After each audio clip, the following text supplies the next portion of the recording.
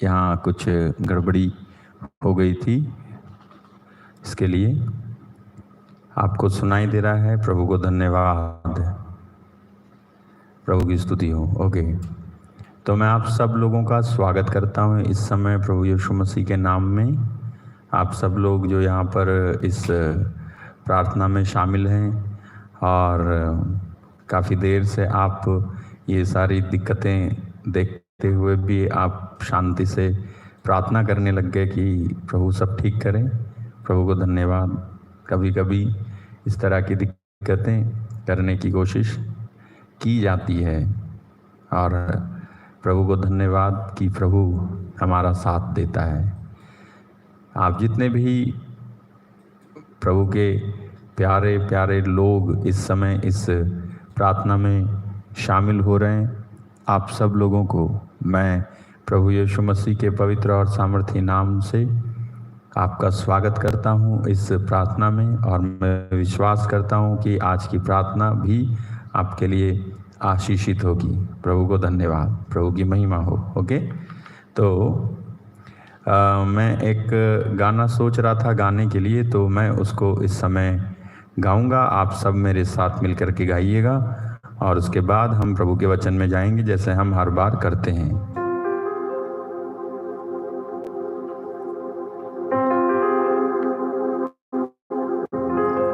आज जो मैंने प्रीमियर डाला था उस पर मैंने डाला था यहोवा मुझे तेरी ज़रूरत है। एक गाना भी है इस तरह से कि यहोवा मुझे तेरी ज़रूरत है ना। तो हम इसको गाएंगे, है ना।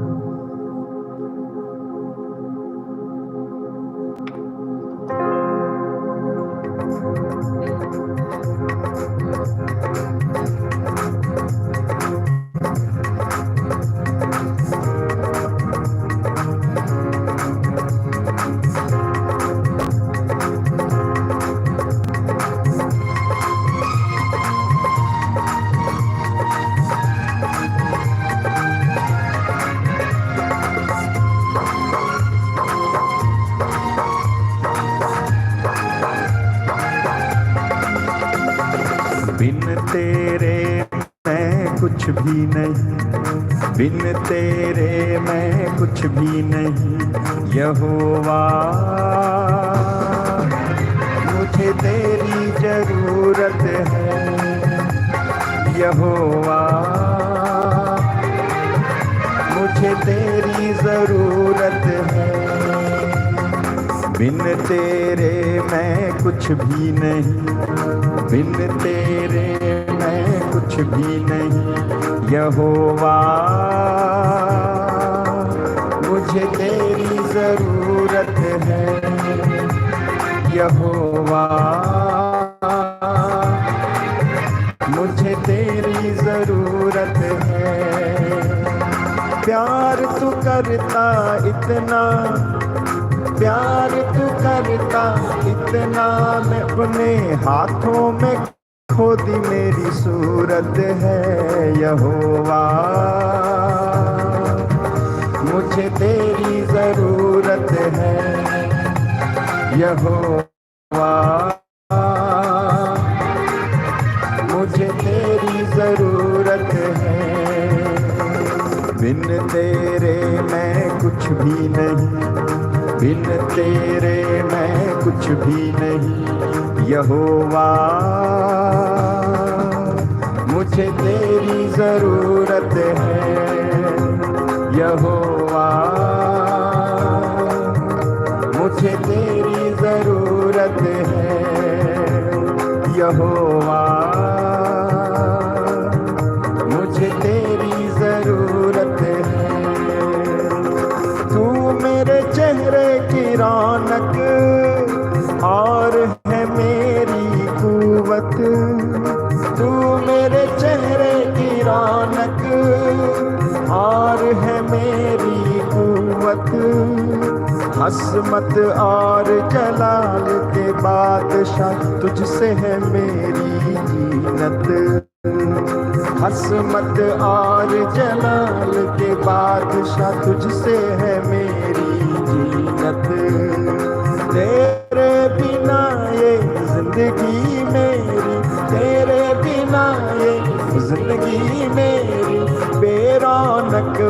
सूरत है यहोवा,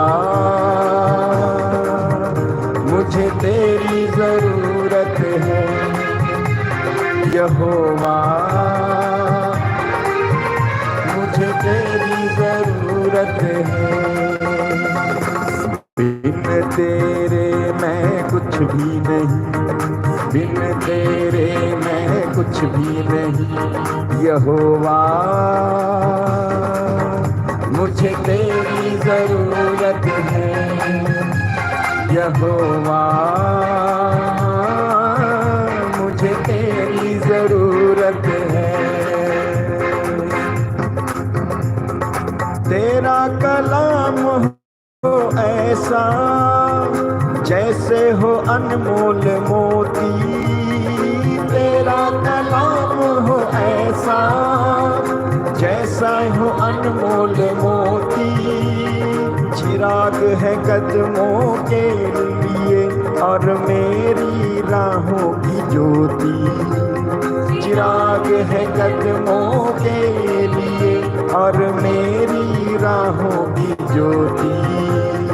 शाहे जमा तू जिंदा खुदा तू, शाहे जमा तू जिंदा खुदा तू ना झूठी मूरत है यहोवा, मुझे तेरी जरूरत है यहोवा, मुझे तेरी जरूरत है।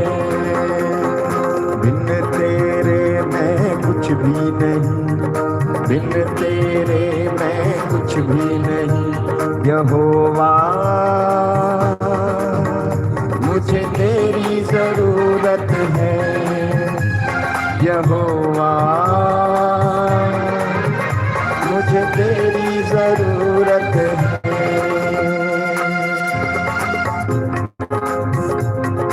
आसमां तूने बनाया, समंदर की हद ठहराई, आसमां तूने बनाया, समंदर की हद ठहराई, चरिंद परिंद पहाड़ दरिया और फूलों से धरती सजाई, चरिंद परिंद पहाड़ दरिया और फूलों से धरती सजाई, कायनात इतनी सुंदर बनाई, कायनात इतनी सुंदर बनाई, तू कितना खूबसूरत है यहोवा,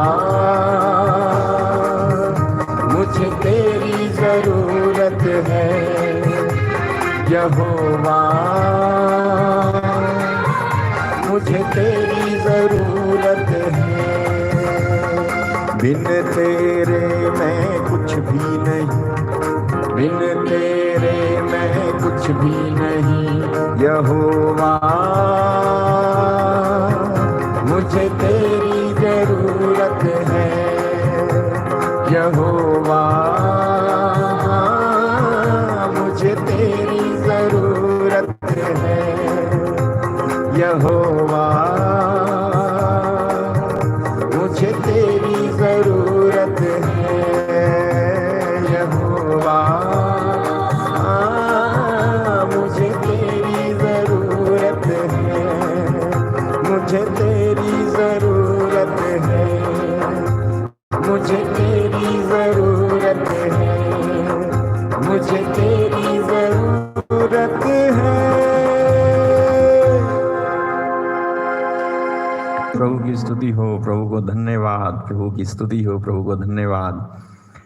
मेरे प्रिय भाइयों बहनों, आज के इस प्रार्थना सभा में, इस प्रार्थना में, इस 1 घंटे की प्रार्थना में मैं प्रभु यीशु मसीह के पवित्र और सामर्थी नाम में आप सब लोगों का स्वागत करता हूं और विश्वास करता हूं कि प्रभु यहाँ इस समय हमारे बीच में उपस्थित हैं, मौजूद हैं। उन्होंने कहा जहाँ 2 या 3 मेरे नाम पर इकट्ठे होते हैं, मैं वहाँ उनके बीच में हाजिर रहता हूँ। Praise the Lord, hallelujah. और मैं विश्वास करता हूँ कि आज भी प्रभु आपको स्पर्श करेंगे और छुएंगे, है ना? यस, हालेलुया, धन्यवाद। तो आपको प्रभु के वचन को सुनने में बहुत अच्छा और बहुत ही खुशी होती है, मैं जानता हूँ।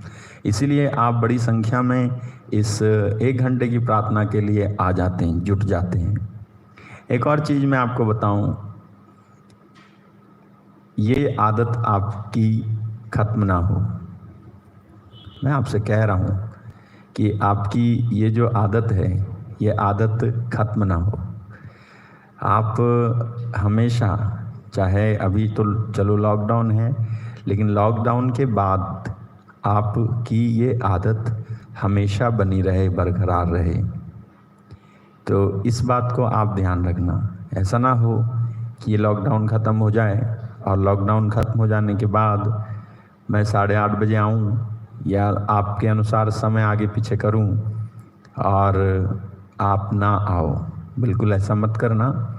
आप अपनी इस आदत को बनाए रखना, क्योंकि इसके द्वारा आप में से कई लोगों ने और आप में से अधिकतर लोगों ने आशीषें पाई हैं। ऐसे समय में जब आप लोगों को चर्च जाने को नहीं मिल रहा है, आप नहीं जा पाते हैं, प्रार्थना करने के सारे साधन, रास्ते लगभग बंद हैं, तो ये ऑनलाइन प्रार्थना जो शुरू हुई, मैंने कभी सोचा भी नहीं था कि मैं ऐसे शुरू करूँगा, ना ही कॉन्फिडेंस था, लेकिन प्रभु ने शुरू करवाया और मैं शुरू कर पाया। इसलिए आपसे मेरा निवेदन है कि आप तो बने ही रहना मेरे साथ। केवल जय शू करके और हेलो भैया और कैसे हैं ये कह करके आप चले मत जाना, बल्कि आप बने रहना। 1 घंटा 1.5 घंटा लगता है, कोई बात नहीं, बने रहना, प्रभु को समय देना, क्योंकि उसका वचन बहुमूल्य है। ये वचन सुनने को हमें मिल रहा है। ज़रा सोचिए कि ये ऑनलाइन सर्विसेज ही नहीं होती और चर्च भी बंद हो गए हैं। लॉकडाउन इस तरह से है, इकट्ठे होने पर पाबंदी है, कार्रवाई है। तो अगर ऐसा होता कि ये ऑनलाइन देखने के लिए भी अगर उपलब्ध नहीं होता तो क्या करते हम? अगर इस तरह से देखने की भी सुविधा नहीं होती तो क्या करते? हमारे विश्वास का क्या होता? मैं बताऊं आपको, बाइबल कहती है कि सुनने से विश्वास उत्पन्न होता है और जो सुना जाता है वो मसीही का वचन है। जब मसीही का वचन सुनने की सारी सुविधाएं बंद हो जाएं और बाधित हो जाएं, तो सच में विश्वास कम होने लगेगा, कमज़ोर होने लगेगा और हम कहीं के नहीं रहेंगे। इसलिए इब्रानी अध्याय 10 वाक्य 25 में लिखा हुआ है कि आप लोग इकट्ठा होना बंद ना करें। इसमें लिखा है इब्रानी 10:25 में कि आप लोग इकट्ठा होना बंद ना करें। तो जैसे भी हम इकट्ठे हो रहे हैं, अभी हम ऑनलाइन इकट्ठे हो जाते हैं, बहुत अच्छी बात है, आप ऑनलाइन इकट्ठे हो जाइए। ऑफलाइन जब समय मिलेगा हम ऑफलाइन इकट्ठे हो जाएंगे, जिससे कि मैं भी आपके बीच में आकर के शामिल हो जाऊंगा। कुछ समय पहले मैं जानता हूं कि ये बात किसी के दिमाग में भी नहीं थी कि ऐसा कुछ होगा, लेकिन अभी ऐसा कुछ हुआ है। तो ये एक बात है, एक गंभीर बात है जिसको हमें समझना है। ठीक है, प्रभु को धन्यवाद। सारी बातों में वो हमारे लिए भलाई ही उत्पन्न करता है, लेकिन फिर भी हमें प्रभु के बच्चों को उस तरह से सोचने की भी ज़रूरत है। एनीवे, मैं आपको प्रभु के वचन में लिए चलता हूँ। मैंने आपको बताया कि प्रार्थना नहीं सुने जाने के पीछे सामान्य 12 कारण होते हैं और उनमें से मैं आपको 8 बता चुका हूँ। मैं रिपीट नहीं करूँगा, आज 8 बता चुका हूँ और आज मैं 9वां आपको बताऊंगा कि 9वां कारण कौन सा है जिसकी वजह से हमारी प्रार्थना बाधित होती है, रुकी रहती है, नहीं सुनी जाती है। सामान्य है ना, सामान्य 9वां कारण कौन सा है जिसके चलते हमारी प्रार्थना रुकी रहती है, नहीं सुनी जाती है, वो मैं आपको बताऊंगा। तो आप इस समय अगर बाइबल आपके पास में है तो आप निकालें 1 पीटर चैप्टर 3 वर्स 7। पहला पत्रस अध्याय 3 और उसका वचन 7। आप निकालें और देखें वहाँ पढ़ करके कि क्या लिखा हुआ है। 1 पीटर 3:7।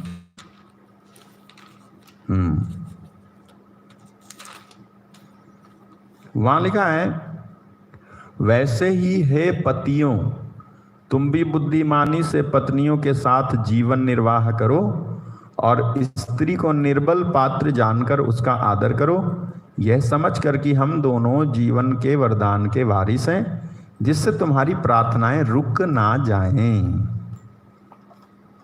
दूसरे अनुवाद से भी मैं पढ़ देता हूं आपको।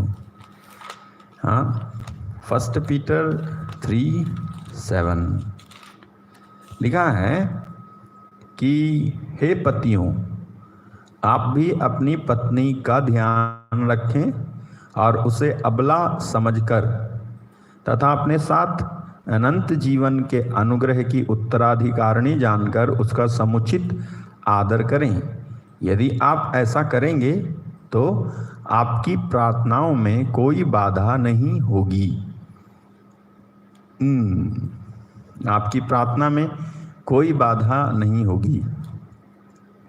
आपको मालूम है इसका मतलब क्या है? यहाँ पर आपको पढ़ने को मिलता है, आप भी अपनी पत्नी का ध्यान रखें और उसे अबला समझकर तथा अपने साथ अनंत जीवन के अनुग्रह की उत्तराधिकारिणी जानकर उसका समुचित आदर करें। यदि आप ऐसा करेंगे, यदि आप ऐसा करेंगे तो आपकी प्रार्थनाओं में कोई बाधा नहीं होगी। ठीक है,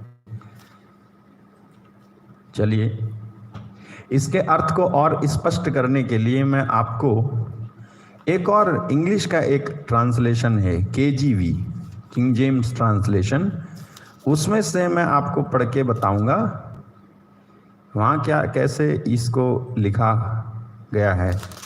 1 Peter 3:7 Likewise, ye husbands, dwell with them according to knowledge, giving honor unto the wife as unto the weaker vessel, and as being heir together of the grace of life, that your prayers be not hindered. ये जो लिखा है ना कि आदर करो, अपनी पत्नी का ध्यान रखो और आदर करो, जानते हैं इसका मतलब क्या है? इसका मतलब ये है अपनी पत्नी के प्रति विश्वास योग्य बने रहो। Be faithful to your wife. अब हो सकता है कि आप ये सोचो कि प्रार्थना नहीं सुने जाने के पीछे का कनेक्शन ये क्या है, ये क्या है? अगर ये देखो, पत्रस ने ऐसा लिखा है, उन्होंने पवित्र आत्मा की प्रेरणा से ऐसा लिखा कि एक रीज़न ये होता है प्रार्थना नहीं सुने जाने का, वो है जब विवाहित लोग, शादीशुदा लोग, विवाहित लोग, पत्नी अगर पति के प्रति और पति अगर पत्नी के प्रति फेथफुल नहीं है। अब मैं फेथफुल का मतलब बताऊंगा क्या है। अगर फेथफुल नहीं है, ठीक है, तो प्रार्थना नहीं सुनी जाएगी। मैं आपको एक वचन आपने पढ़ा था पहले, मैं उस वचन को फिर से दिखाता हूँ आपको।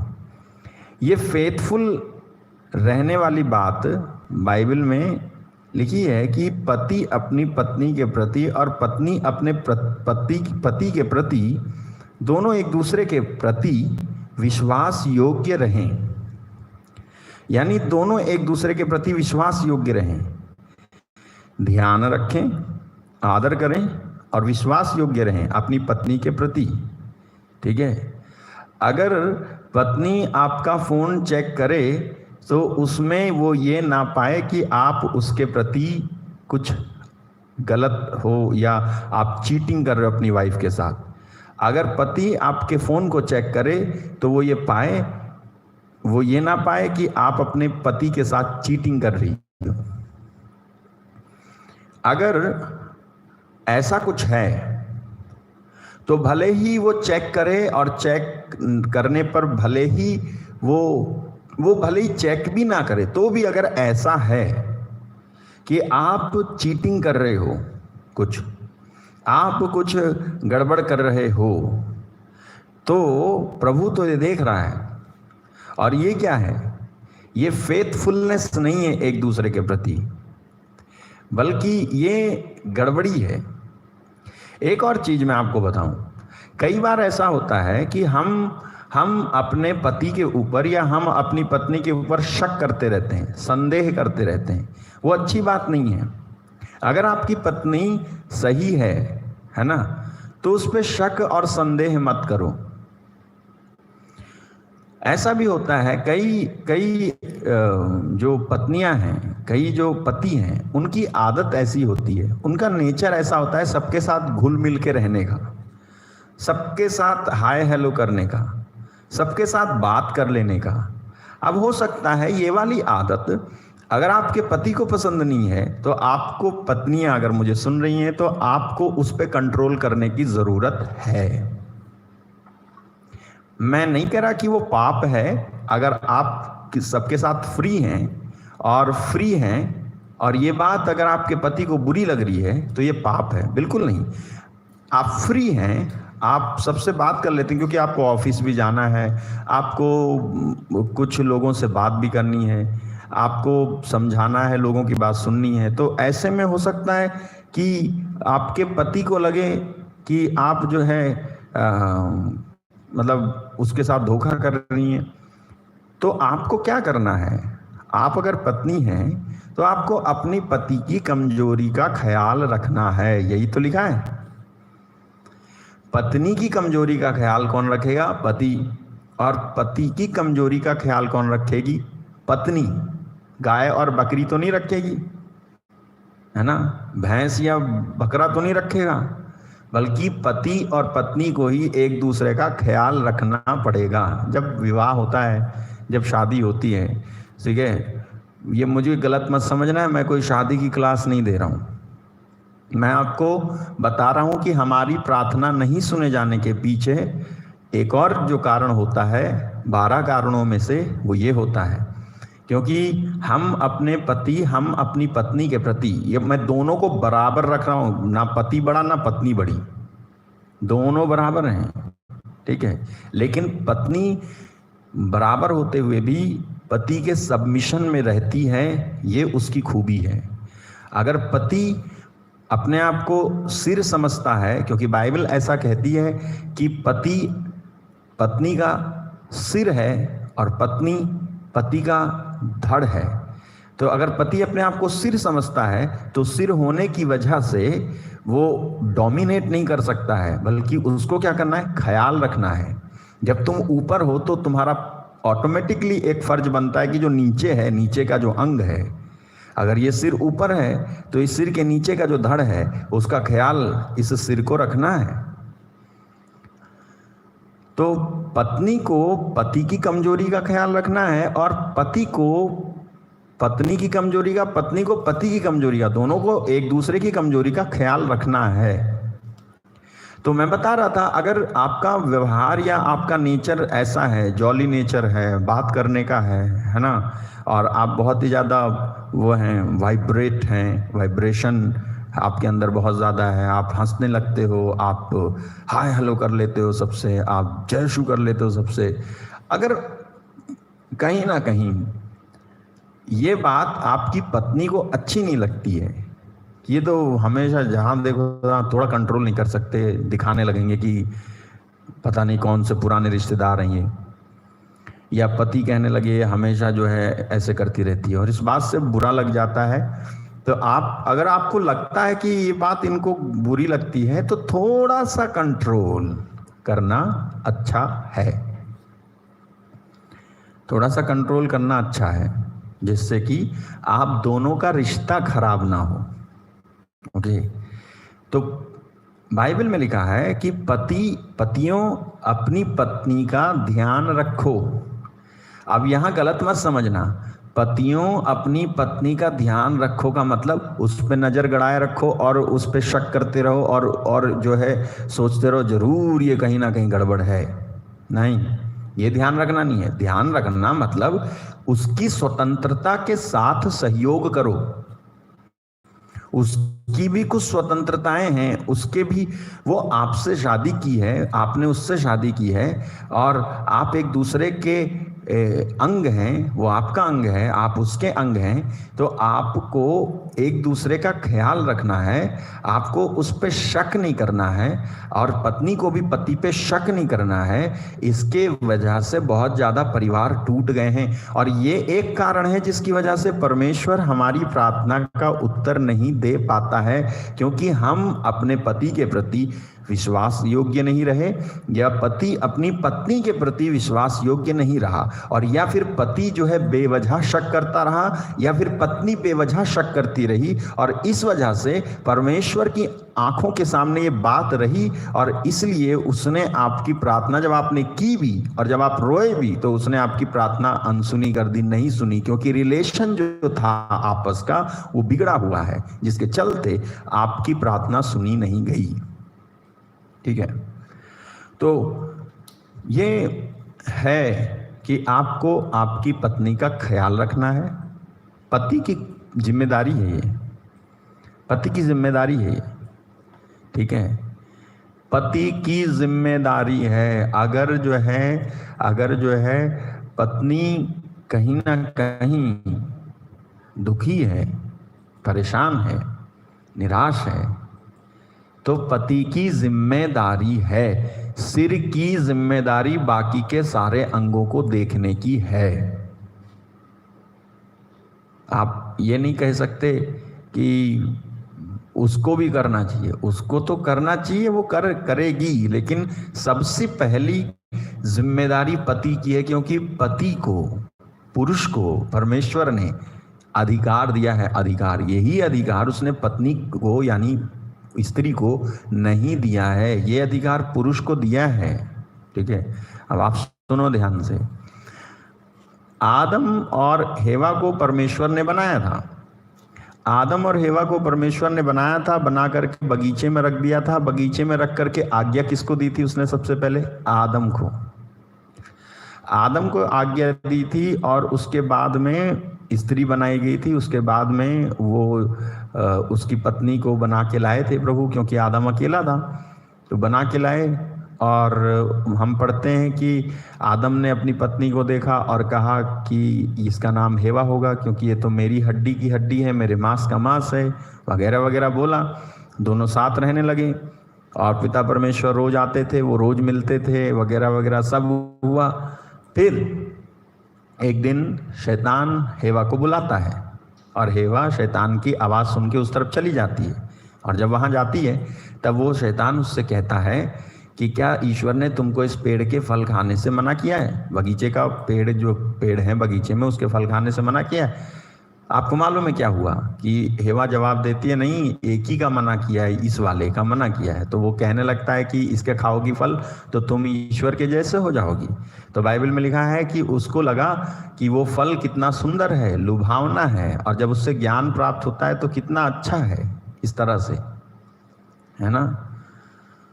तो उसने फल तोड़ लिया, तोड़ के खा लिया, और खा तो लिया, साथ में खिला भी दिया। किसको? अपने पति को, आदम को खिला दिया उसने, आदम को उसने फल खिला दिया। अब आप देखो कि आदम वहीं खड़ा था, पूरे समय आदम वहां खड़ा था। जिस समय वो शैतान स्त्री से बात कर रहा था, उस पूरे वक्त में आदम वहां खड़ा हुआ था, लेकिन हिम्मत नहीं की आदम ने कि हेवा का हाथ पकड़ करके खींच के ले जाए और कहे कि इसकी बात मत सुनो और ये गलत है, ईश्वर ने फल खाने को मना किया है तो इसकी बातें ही क्यों सुननी है। ऐसी कोई कोशिश आदम ने नहीं की, जबकि आदम और हेवा दोनों ही के अंदर अपनी स्वतंत्र इच्छा मौजूद थी। फ्री विल इन दोनों के पास थी, स्वतंत्र इच्छा इन दोनों के पास थी, लेकिन उन्होंने उसकी बात सुनी। अब जो है होता क्या है, हेवा फल तोड़ के खाती है और आदम को भी खिला देती है। तब जब फल तोड़ के खा रही थी, तब क्या आदम तुझे हिम्मत नहीं हुई कि उसका हाथ पकड़ के उसके हाथ से फल छीन के फेंक देता और कहता मत खा, इसको खाने से मर जाएंगे। प्रभु ने कहा था मर जाएंगे, ये झूठ बोल रहा है हम नहीं मरेंगे। प्रभु ने कहा था मर जाएंगे। क्यों नहीं कहा आदम ने? क्योंकि आदम ने अपनी जिम्मेदारी अपनी पत्नी को बचाने में समझी नहीं। काश उसने अपनी पत्नी को बचाने की जिम्मेदारी समझी होती तो अपनी पत्नी को अच्छी तरह से अपने आप को मिली हुई वो आज्ञा समझाया होता, उसने वो आज्ञा उसने समझाई होती जो आज्ञा ईश्वर ने आदम को अकेले में जब वो खुद बनाया गया था तब दी थी। उत्पत्ति अध्याय 2, 15 और 16 में लिखा हुआ है, ईश्वर ने 16-17 में लिखा है, ईश्वर ने आदम को आज्ञा दी थी तुम जो है भले बुरे के ज्ञान के वृक्ष का फल मत खाना, क्योंकि जिस दिन तुम खाओगे मर जाओगे। और यही वाली आज्ञा का अर्थ आदम जानता था, लेकिन उसने खुद अपनी पत्नी को नहीं समझाया। तो जिम्मेदारी किसकी थी? जिम्मेदारी पति की थी, जिम्मेदारी पत्नी की नहीं थी।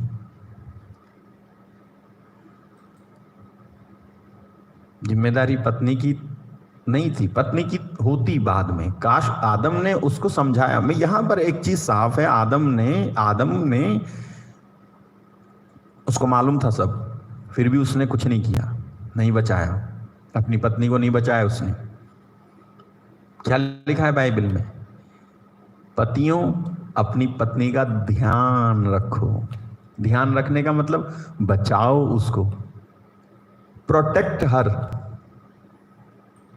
तुम्हें दिखता होगा कि ये यहां पे गलत है, बचाओ उसको, डांटो मत, बचाओ।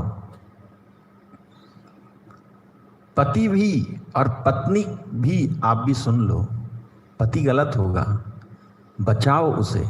कैसे बचाओ? प्रार्थना से। कैसे बचाओ? वचन बोल बोल के। कैसे बचाओ? प्रभु के आगे घुटने टेक टेक के। जब अगस्तिन नाम का लड़का, आपको बताया मैंने, वो पाप में जी रहा था, व्यभिचार में जी रहा था, तब उसकी मां मोनिका ने कैसे बचाया? घुटने टेक टेक कर। 30 साल 33 साल तक वो प्रार्थना करती रही, आंसू बहा बहा कर, निशान भी पड़ गए अपने बच्चे को बचाने के लिए। आपको मालूम है, ऐसे ही बचाते हैं। यही तो ध्यान रखना है। जो प्रार्थना करता है वो ध्यान रखता है। तो अपनी पत्नी का ध्यान रखो का मतलब है अपनी पत्नी को बचाओ। अपनी पत्नी को कैसे बचाओ? प्रार्थना करके बचाओ। ठीक है? अपने पति को कैसे बचाओ? प्रार्थना करके। उस पे हल्ला मत मचाओ, चिल्लाओ मत। मैं जानता हूं हमारे परिवारों में जो आज माहौल है वो वैसा माहौल हो का सपना परमेश्वर ने कभी देखा भी नहीं था जो आज है। और यही कारण है क्योंकि हमारे आपस में संबंध ठीक नहीं है। शादी हुई, शादी के बाद ठीक ठाक रह रहे थे, उसके बाद छोटी सी बात से लड़ाई शुरू हुई, बड़ी हो गई, बड़ी और बड़ी हो गई, बड़ी और बड़ी हो गई, और आज इतना भयानक झगड़ा है। भले ही एक दूसरे को तलाक नहीं दिया है, लेकिन ऐसे रहते हैं कि जैसे ये दुश्मन हो। घर के ही अंदर रहते हैं लेकिन ऐसे रहते हैं जैसे दुश्मन हो। पत्नी पति को नहीं देख सकती, पति पत्नी को नहीं देख सकता है। यही चीज उस समय तुमको समझ में नहीं आई जिस समय तुम एक दूसरे को वादा कर रहे थे प्रभु के सामने खड़े होकर के कि मैं अपनी पत्नी का ध्यान रखूंगा, सुख और दुख, बीमारी और समस्या में संभालूंगा, खुद खाऊंगा नहीं तो इसको खिलाऊंगा, वगैरह वगैरह वायदे कर रहे थे, अंगूठी पहना रहे थे, केक काट रहे थे, और दुनिया भर का जो है पाखंड, मैं तो कहूंगा तो फिर ये तो शादी नहीं थी, शादी का पाखंड था। सच में ये विवाह नहीं था, ये तो विवाह का पाखंड था कि आज तुम अपनी पत्नी को संभाल नहीं रहे। मैं अक्सर हमारे यहाँ आने वाले लोगों से कहता हूँ, शादी एक दिन की बात नहीं है। बैंड बाजा बजाया, नाच लिए, कूद लिए, पी लिए, खा लिए, सो लिए, उठ लिए, ये नहीं है शादी का मतलब। शादी के बाद असली शादी होती है। रोज जब पति में कमियां दिखती हैं तो करो शादी,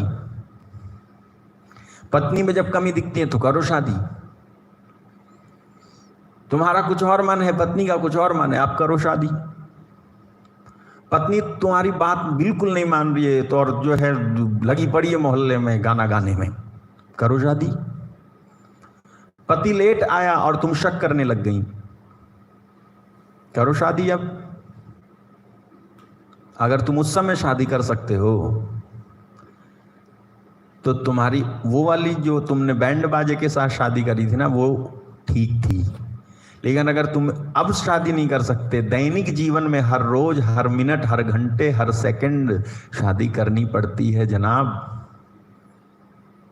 और यही जब असफल होते हैं हम लोग, विशेष रूप से अब आप कहोगे कि हो सकता है कोई कहे भैया ये वाली क्लास या ये जो प्रवचन है ये हम तो गैर शादीशुदा हैं, हमारे लिए है नहीं, तो हम कुछ और चैनल स्विच कर लेते हैं।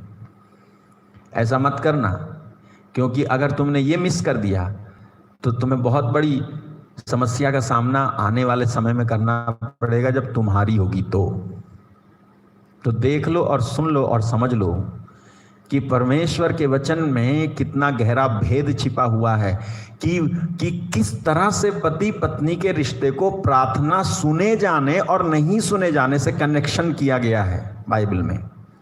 अगर पति पत्नी का आपसी संबंध और रिश्ता सही नहीं है तो आपकी प्रार्थनाएं रुकी रहेंगी, नहीं सुनी जाएंगी। अगर पति पत्नी को जिस तरह से रहना चाहिए उस तरह से रहने नहीं दिया जाता है, चाहे वो थर्ड पार्टी क्यों ना हो, अगर उसमें कोई रुकावट डालता है, अगर उसमें कोई बाधा उत्पन्न करता है और पति पत्नी रहने को तैयार हैं, या फिर पति पत्नी आपस में ही जो है लड़े मरे जा रहे हैं, नहीं रहना चाह रहे हैं, और सोचो तुम कि तुम्हारी प्रार्थना सुनी जाए, तो प्रभु जो है आपकी प्रार्थना नहीं सुनेगा। अब आप कहो अरे कोई बात नहीं, नहीं सुनेगा, नहीं सुने तो नहीं सुने, लेकिन मुझे इस औरत के साथ नहीं रहना है, ऐसा हो सकता है आप कहो, लेकिन ऐसा मत करो,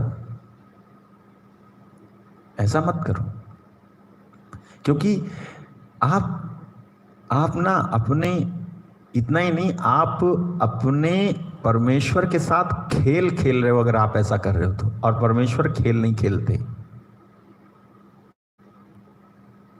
यिर्मयाह अध्याय 7 वाक्य 5 में क्या पढ़ा था मैंने, याद है आपको?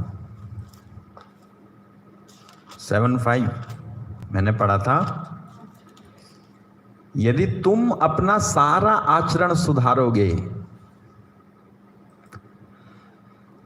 एक दूसरे को धोखा नहीं दोगे, पति पत्नी एक दूसरे को धोखा नहीं दोगे तो वो सुनेगा। लेकिन यदि आप पति पत्नी एक दूसरे को सहन करने को, बर्दाश्त करने को, माफ करने को, मेल मिलाप करने को तैयार नहीं है तो आपकी प्रार्थना नहीं सुनेगा, वो नहीं सुनेगा। पतियों अपनी पत्नी का ध्यान रखें, ध्यान रखें, ध्यान रखें, ये ध्यान रखें, ठीक है, कि आप अपनी पत्नी के प्रति विश्वास योग्य बने रहें, फेथफुल बने रहें, चाहे वो कितनी भी बूढ़ी हो जाए। और पहले तो फोटो में देखा था, देख के शादी कर ली थी, बाद में पसंद नहीं आई तो तुमने जो है दूसरी जगह खाता खोल लिया। विश्वास योग्य बने रहें। मैंने कहा आपसे, एक दूसरे को धोखा मत दो। Be faithful to your husband, be faithful to your wife. अपनी पत्नी के प्रति, अपने पति के प्रति विश्वास योग्य बने रहें, नहीं तो आपकी वो सुनेगा नहीं, ठीक है। मैं आपको एक और वचन दिखाता हूं, मलाकी अध्याय 2 वाक्य 13। मलाकी अध्याय 2:13 से पढ़ता हूं, सुनो। लिखा है, तुम एक दूसरी बात भी करते हो। नए विधान में तो लिखा है कि प्रार्थना नहीं सुनेगा वो अगर आप अपनी पत्नी के प्रति विश्वास योग्य नहीं बने रहते हो, उसका ध्यान नहीं रखते हो, उसका ख्याल नहीं रखते हो, उसकी इज्जत नहीं करते, उसका सम्मान नहीं करते हो, तो वो आपकी नहीं सुनेगा। लेकिन पुराने विधान में भी जिक्र है इसका, मलाकी 2:13 में, मलाकी चैप्टर 2 वर्स 13, वहां क्या लिखा है, तुम एक दूसरी बात भी करते हो, तुम रोते हुए, विलाप करते हुए प्रभु की वेदी पर आंसू बहाते हो, और क्योंकि वह तुम्हारे हाथों से चढ़ाई हुई भेंट अस्वीकार कर ग्रहण नहीं करता है। सुना आपने? हाँ, यानी तुम्हारी प्रार्थना नहीं सुनता है। तुम जो है क्या करते हो कि तुम वेदी पर आंसू बहाते हो क्योंकि वह तुम्हारे हाथों से चढ़ाई हुई भेंट ग्रहण नहीं करता है, अस्वीकार नहीं करता है। तुम पूछोगे ऐसा क्यों? तो लिखा है कारण यह है कि प्रभु ईश्वर तुम्हारे और तुम्हारी युवावस्था में व्याही पत्नी के बीच विवाह का साक्षी है। तुमने तो उस धर्म पत्नी के साथ विश्वासघात किया है जिसको अर्धांगिनी बनाने के लिए तुमने उसका पाणी ग्रहण किया था। क्या उसने उन्हें एक नहीं बनाया, एक तन एक प्राण? और उस एक प्राणी से वे क्या चाहता है? धर्मी संतति। अतः तुम अपने ही जीवन की रक्षा किया करो और युवावस्था में ब्याही पत्नी के प्रति विश्वासी बने रहो। अगर आप अपनी पत्नी के प्रति विश्वासी बने नहीं हैं तो वो आपकी प्रार्थना अनसुनी कर देंगे, नहीं सुनेंगे। ठीक है, इसका मतलब जानते हो क्या है? व्यभिचार। हमने सुना है ना, व्यभिचार मत करो, विश्वास योग्य बने रहो का मतलब है कि व्यभिचार जैसी कोई बात ना हो। ठीक है, कि मैं आपको कुछ और बताने की कोशिश करता हूं।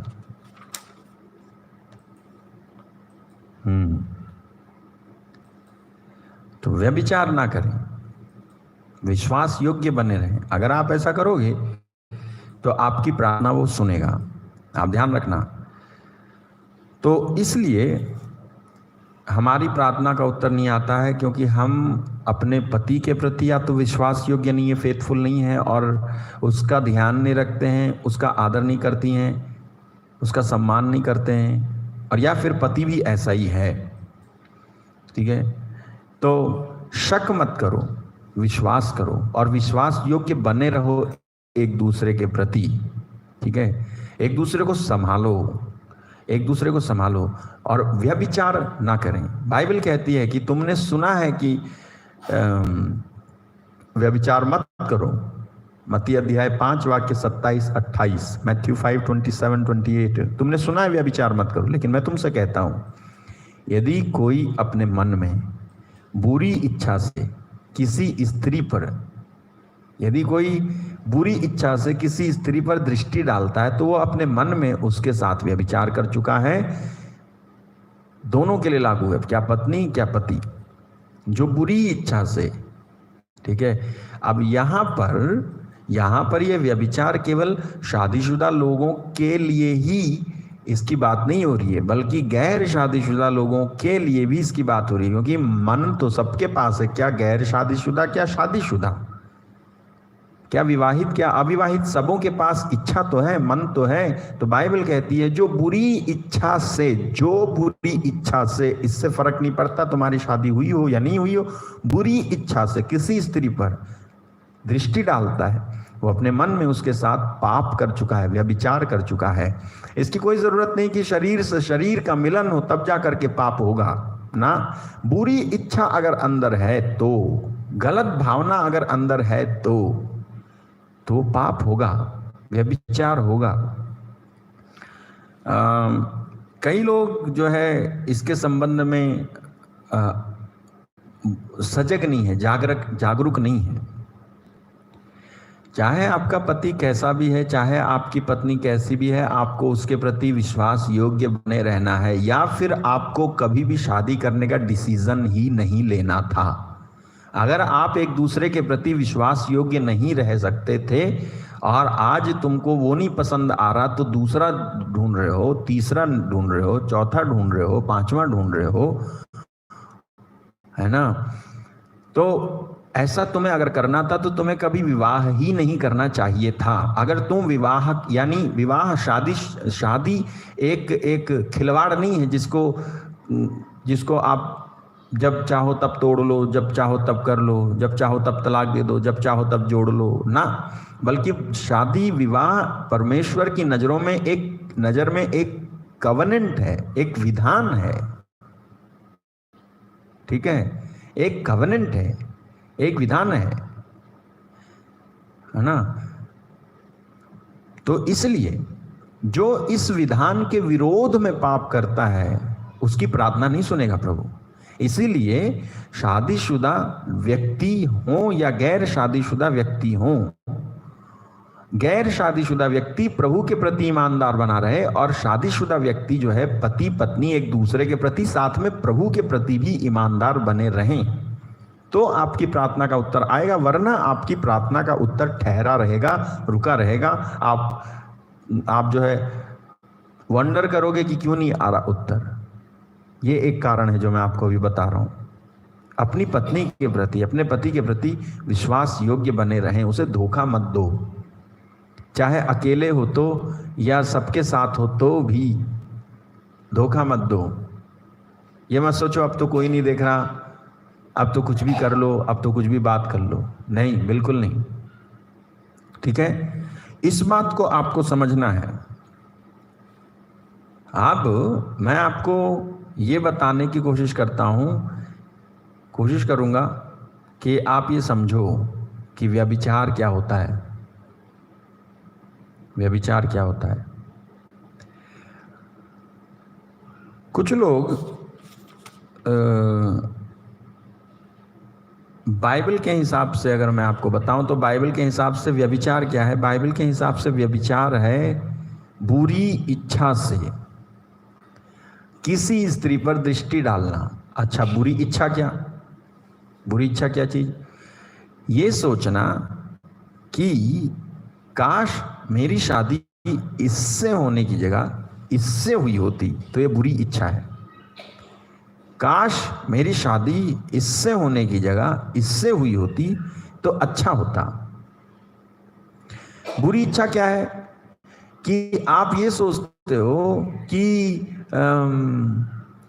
उसका पति इतने हजार कमाता है, मेरा इतना ही कमाता है ना? उसका पति इतना कमाता है, मेरा पति इतना कमाता है, ये तो कम कमाता है, मेरी शादी उससे हुई होती तो, या वो बहुत सुंदर है और ये तो बहुत सुंदर नहीं है, उससे हुई होती तो, या तो वो बहुत अच्छा है, वो बहुत अच्छी है, उससे हुई होती तो। इतना ही भर आपने मन में सोचा, ये बुरी इच्छा है, ये गलत इच्छा है। और ऐसा अगर आपको यहाँ पे कंट्रोल नहीं है तो फिर की क्यों शादी आपने? परमेश्वर की नजर में ये गुनाह है, ये पाप है, ये व्यभिचार है। ठीक है, ये व्यभिचार है।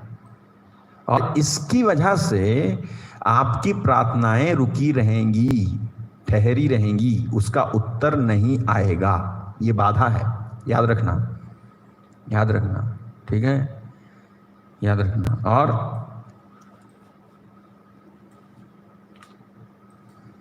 आपको मालूम है इब्राहिम को संतान नहीं हुई थी, उसकी वजह क्या है? इब्राहिम को बच्चा नहीं हुआ था, उसकी वजह क्या है मालूम है? ये सबके साथ नहीं है, लेकिन मैं अब आपको बता रहा हूं, ये एक वजह है। आप में से कई लोगों को समझ में आप कुछ और सोचते होंगे, लेकिन इब्राहिम को संतान नहीं हुई थी, उसकी वजह क्या है?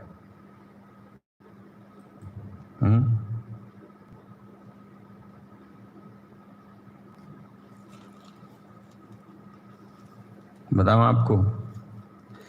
इब्राहिम को संतान नहीं होने की वजह थी व्यभिचार।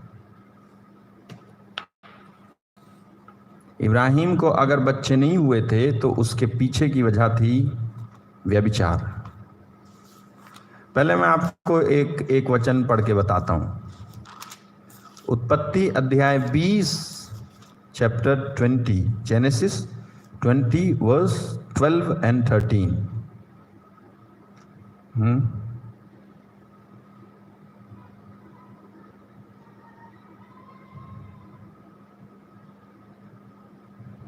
चलिए पहले आप चलो जेनेसिस 22, हाँ 20, पहले जेनेसिस 20 में 20, 12 और 13 पढ़ो जरा, वहां देखो क्या लिखा है।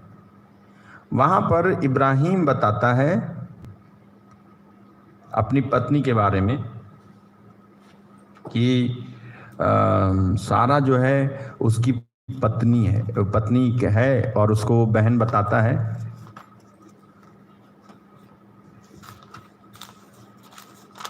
बीस 12 कहता है, इब्राहिम ने कहा, मैंने यह सोचा था इस स्थान में परमेश्वर का कुछ भी भय नहीं होगा, सो ये लोग मेरी पत्नी के कारण मेरा घात करेंगे, और फिर भी सचमुच वह मेरी बहन है, मेरे पिता की बेटी तो है पर मेरी माता की बेटी नहीं है, फिर वह मेरी पत्नी हो गई। और ऐसा हुआ कि जब परमेश्वर ने मुझे अपने पिता का घर छोड़कर निकलने की आज्ञा दी, तब मैंने उससे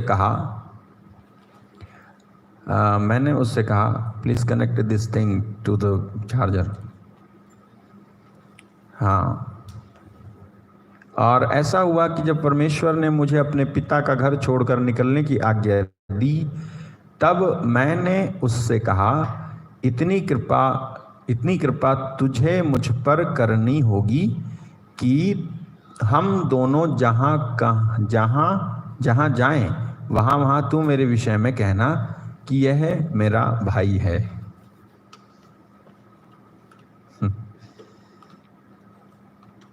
यह मेरा भाई है।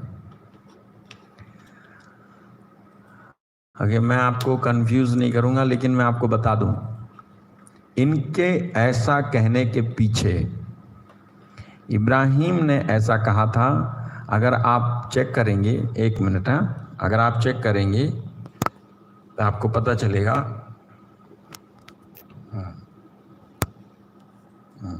यस, यदि आप चेक करेंगे, इब्राहिम के जो वंशज थे, मतलब पीछे के, जैसे इब्राहिम के पीछे की लाइन, पापा वगैरह, तो इब्राहिम के पीछे की जो लाइन है, वहाँ से लोग जो है मूर्ति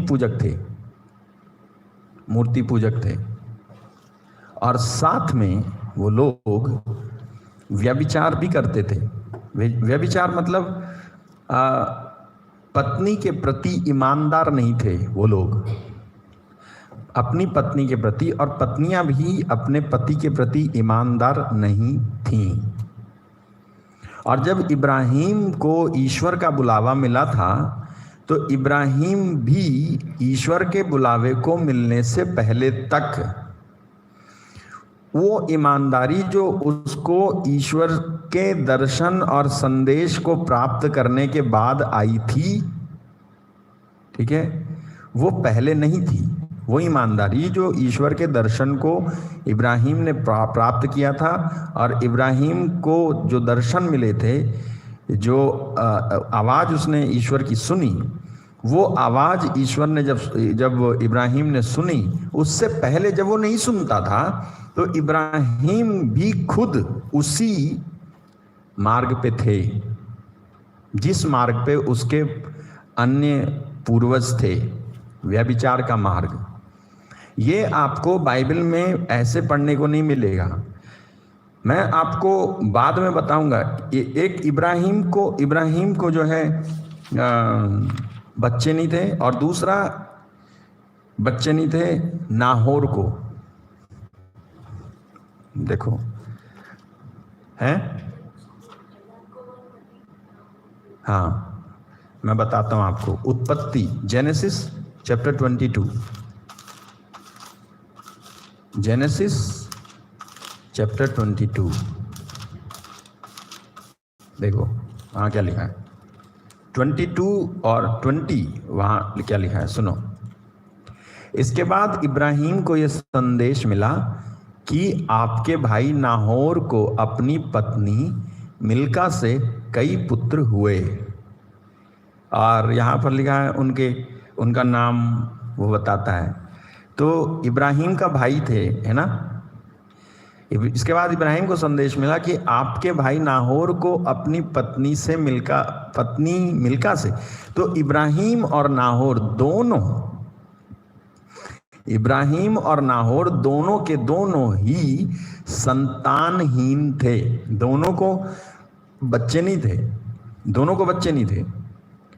तो ये दोनों को बच्चे क्यों नहीं थे? दोनों को बच्चे इसलिए नहीं थे क्योंकि दोनों के दोनों अपने पूर्वजों के मार्ग पर चल रहे थे, जिसका दंड उनको संतानहीनता के रूप में मिला था।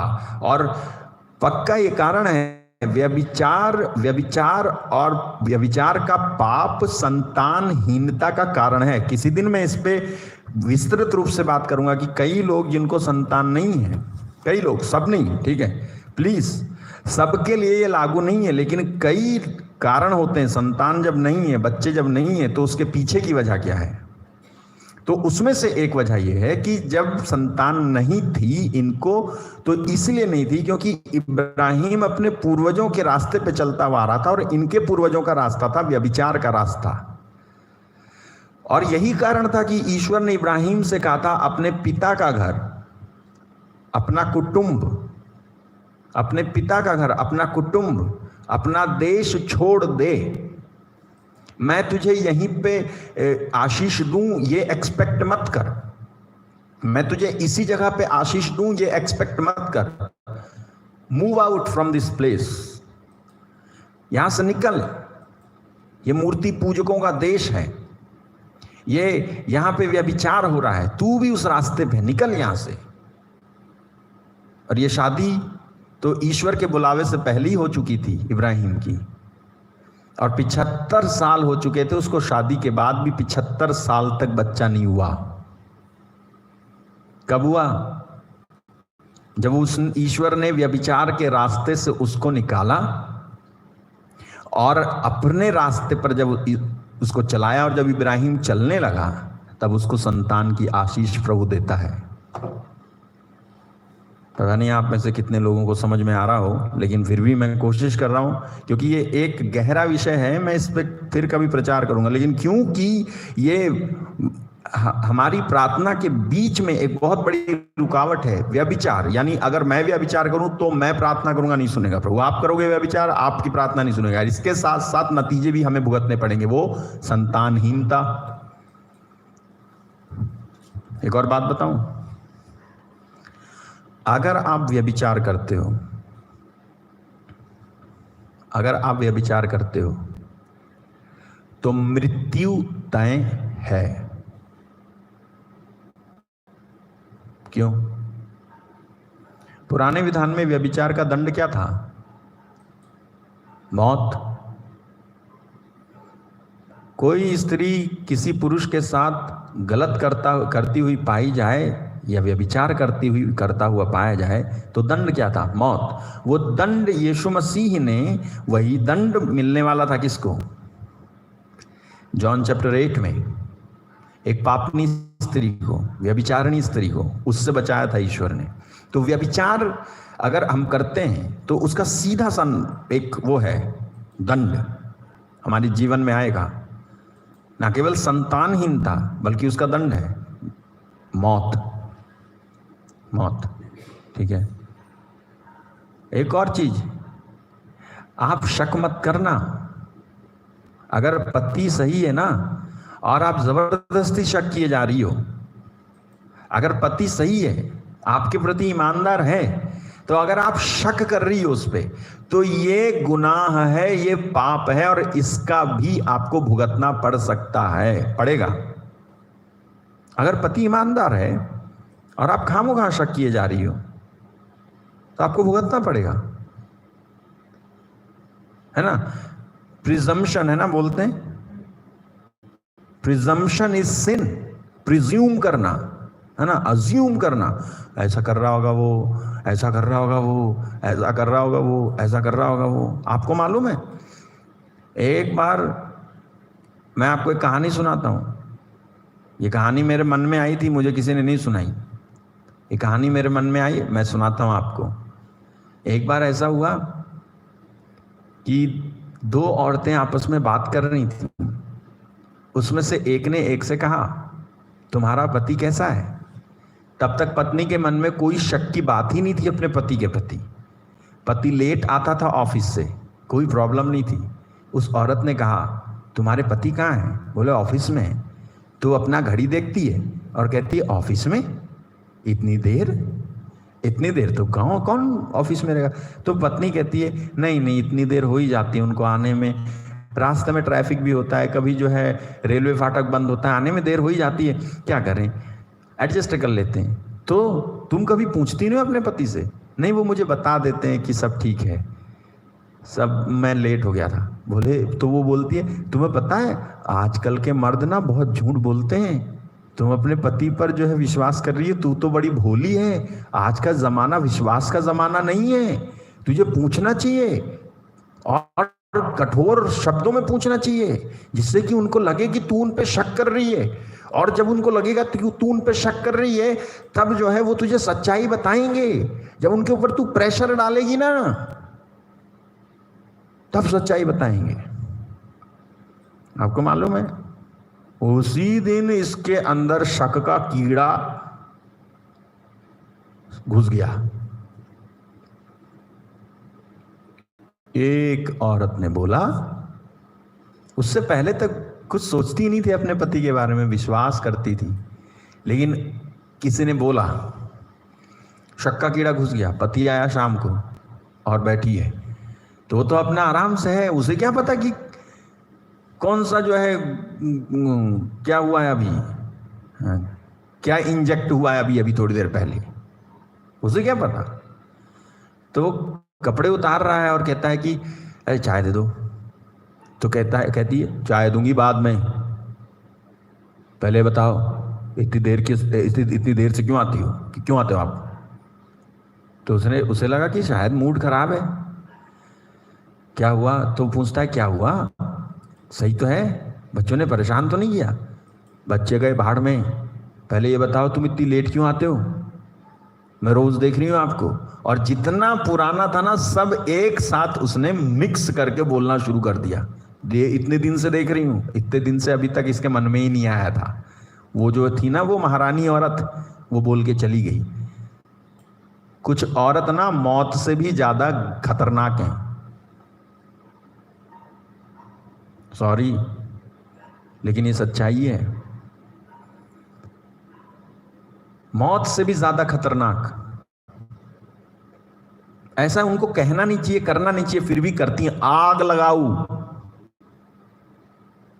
आदमी भी कम नहीं है, आदमियों की भी बात बोलूंगा मैं अभी। आग लगाओ, इस तरह से करती हैं, इस तरह से करते हैं। जो कभी बोलना नहीं चाहिए बोल देते हैं। वो बेचारी सीधी सादी औरत के मन में इतना बुरा ख्याल भर दिया गया, उसने अपने पति को पूछ पूछ के पति से लड़ने लगी। रात भर लड़ाई हुई, क्या खाना, क्या चाय, क्या शांति, और क्या अगले दिन ऑफिस जाना। बेचारा दुखी हो गया और अपने दुख में दूसरों को बताने लगा जाकर के ऑफिस में, क्या बताऊं इतनी अच्छी जिंदगी चल रही थी, ना जाने मेरी पत्नी को क्या हो गया।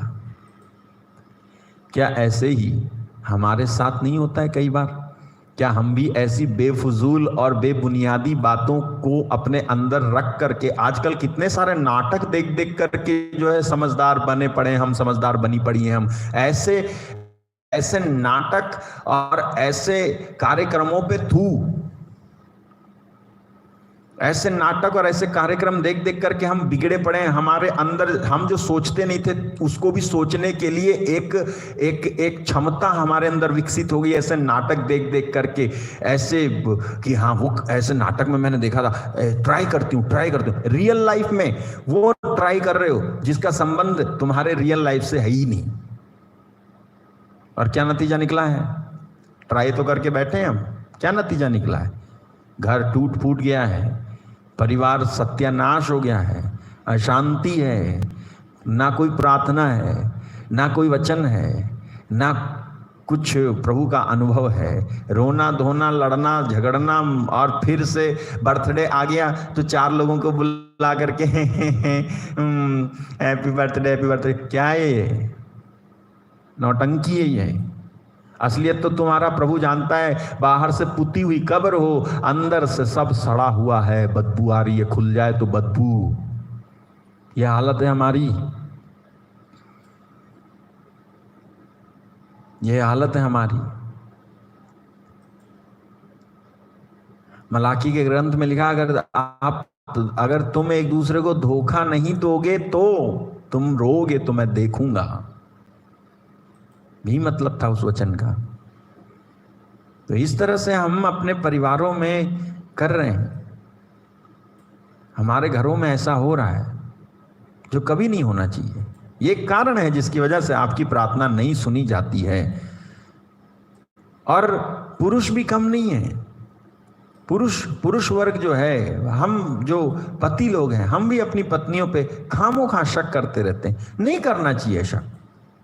अरे प्रभु पे भरोसा रखो, प्रभु पे विश्वास रखो, क्यों कर रहे हो शक? लेकिन हम करते रहते हैं। अपने यहाँ पे प्रिज्यूम करते रहते हैं, सोचते रहते हैं वो क्या कर रही, किसको फोन कर रही होगी, कहाँ देख रही होगी, उसका फोन चेक करता हूँ, बार बार फोन कर करके देखेगा बिजी तो नहीं है, बार बार जो है ऑफलाइन मैसेज डालेगा, ऑनलाइन करेगा, सब करके देखेगा बिजी तो नहीं है। और वहाँ पर जो करीब का हो उसको भी फोन करके पूछ लेगा, इस पे नजर रखना और मुझे बताते रहना। और तुमको मिलता क्या है? तमाचा, मुंह पे तमाचा। क्यों? क्योंकि तुम्हारी पत्नी ऐसी है ही नहीं,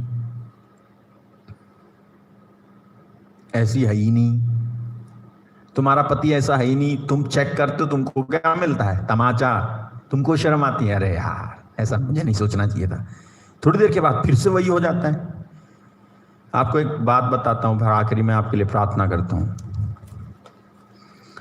पति पत्नी फादर से मिलने गए, फादर से मिलने गए, पति पत्नी फादर से मिलने गए। पति बहुत शक करता था, बार बार जो है पत्नी पर शक करता था, बाहर से ताला लगा के जाता था कि बाहर ना जाए, और अंदर, और ऑफिस जाने के बाद बार बार फोन करके देखता था कहीं एंगेज तो नहीं है, फोन चेक करता रहता था।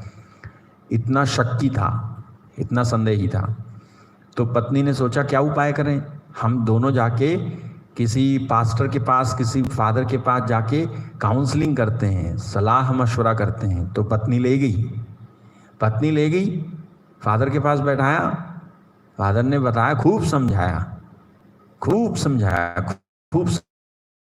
पति कहता है सॉरी फादर, सॉरी, अब ऐसा मैं नहीं करूँगा, कभी नहीं करूँगा ऐसा, कभी नहीं। अब मैं बिल्कुल ठीक, मैं आपके सामने कहता हूँ, देखो मैं आपके ऊपर कभी शक नहीं करूंगा, मैं समझ गया, सॉरी फादर। अब मैं ताला भी नहीं लगाऊंगा, अब मैं बार बार फोन करके भी नहीं पूछूंगा। सब सेटल हो गया। घर आए, घर में आके रात में खाना वाना खा लिया, दोनों एक साथ बैठे थे। तो पति कहता है सुनो सब बात ठीक है, लेकिन वहां पे जब फादर समझा रहे थे तो तुम उसकी तरफ क्यों देख रही थी? बस उसने अपना सर पकड़ लिया। उसने कहा जिस चीज को निकालने के लिए मैं सोच रही थी वही चीज तुमको निकली नहीं, इसमें भी जोड़ लिया कि वहां क्यों देख रही थी। अरे मेरा क्या मतलब है? इस तरह से कई सारे लोग हैं, नहलाई धुलाई सुअरी फिर से कीचड़ में लौटती है जाके। कुत्ता अपने ही वमन के पास लौटकर फिर उसे खा लेता है। 2 पीटर 2:22। क्यों हम ऐसा करते हैं? और यही कारण है तुम्हारी प्रार्थना नहीं सुनी जाती। तुम बजाओ ढोल कितना बजाते हो, तुम्हारी नहीं सुनेगा। तुम चिल्लाओ जितनी जोर से चिल्ला सकते हो, प्रभु नहीं सुनेगा। तुम दुहाई दो लेकिन उसके कान में आवाज नहीं आएगी। उसने हमसे मुंह फेर लिया है क्योंकि हम गुनाहगार हैं, हम पाप करते रहते हैं इस रिलेशन में। ऐसे में प्रार्थना करके बदल सकती हैं चीजें, विश्वास करके बदल सकती हैं चीजें, बाइबल पढ़ के बदल सकती हैं चीजें। लेकिन ना तुम प्रार्थना करो, ना विश्वास करो, ना बाइबल पढ़ो, तो कैसे बदलेंगी चीजें? हैं? कोई थियरी नहीं है बदलने के लिए, बता रहा हूं आपको। कोई टेक्नोलॉजी आपकी लाइफ को बदल नहीं सकती है, कोई टेक्नोलॉजी बदल नहीं सकती है। कोई डिवाइस ऐसा बना ही नहीं है जो आपकी व्यक्तिगत जीवन को बदल डाले। केवल प्रभु ही, उसका आत्मा ही परिवर्तित कर सकता है, बदल सकता है। आंखें बंद करें, मैं आपके लिए प्रार्थना करता हूं।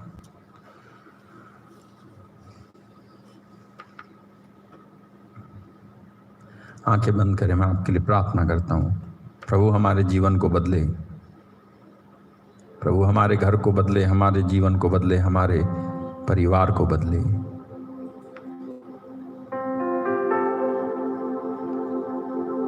प्रभु बदले, प्रभु बदले। हमारे अंदर व्यभिचार, हमारे अंदर विश्वासघात करने की आदत को प्रभु बदले। हमारे अंदर शक करने की जो बात है उसको प्रभु बदले। प्रभु ने कहा,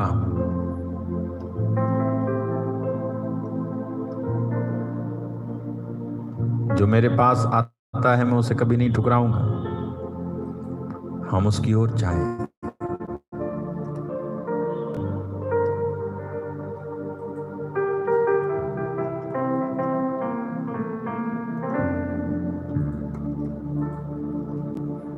हम उसकी ओर जाएं।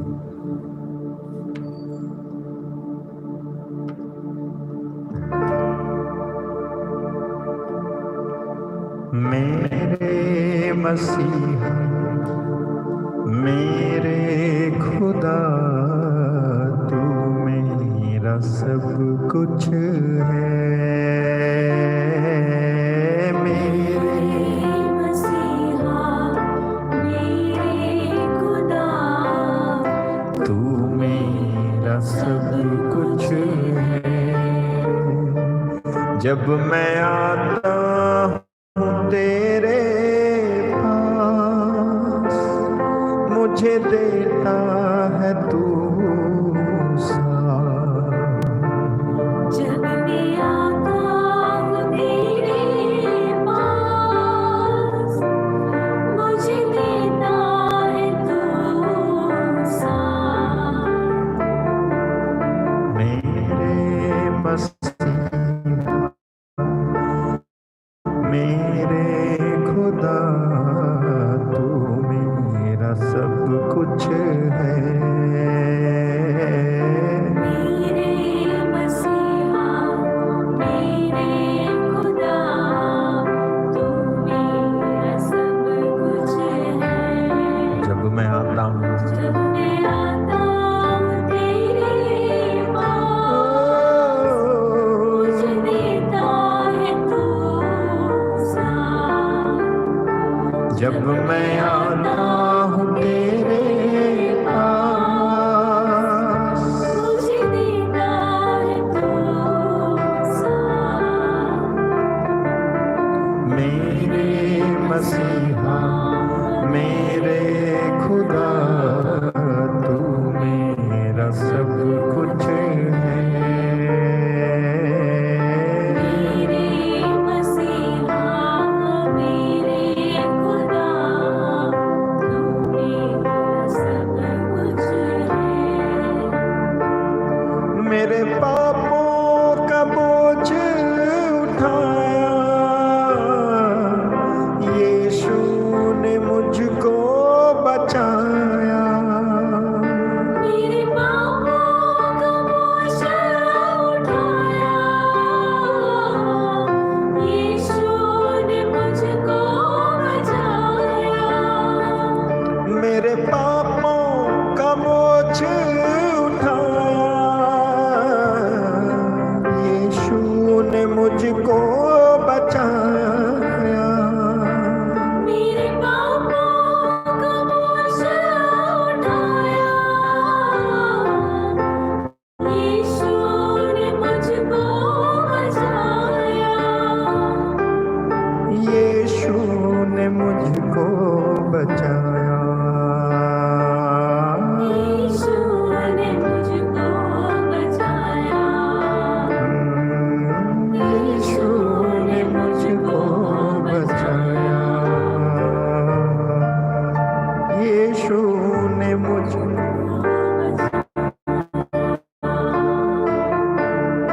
मेरे मसीहा, मेरे खुदा, तू मेरा सब कुछ है।